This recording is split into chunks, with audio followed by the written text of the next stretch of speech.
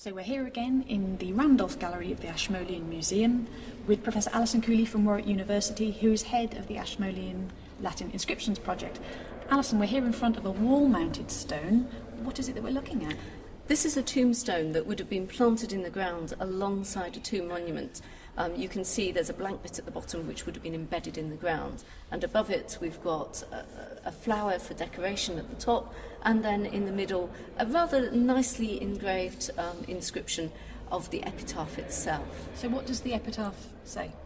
So the epitaph tells us that it's set up to the departed spirits of Valerius Paternus, speculator of the army in Britain, through the agency of Sempronius Prudens, soldier and frumentarius, and Cutius Euplus, assistant to the speculatores.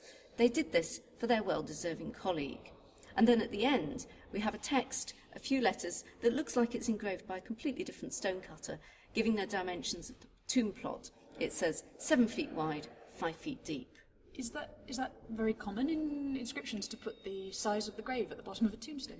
It is quite common because ancient Romans were very concerned to make sure that their tombs were preserved for all time and that nobody could come and fling in a body randomly into something that they were the legal owners of. So this made sure that everybody knew how big the tomb enclosure was supposed to be that was owned by this set of soldiers.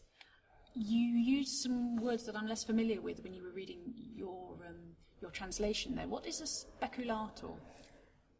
A speculator, and actually also a frumentarius, which was the other Latin word here, seems to relate to the job of acting in the military intelligence within the army.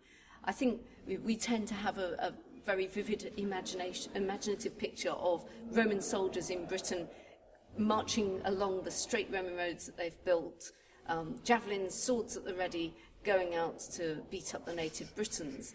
And I think it's interesting that this shows that there's far more to being in the Roman army than simply serving in the legions. So these are men from the Secret Service? Essentially, and they would have been on secondment to the governor, possibly going to work in London, doing special tasks. So it's rather murky exactly what they would have got up to. Some people even suggested that they would have been in charge of executing prisoners, for instance. Whether or not we would want to go as far as say that Valerius Paternus definitely did it is perhaps another matter.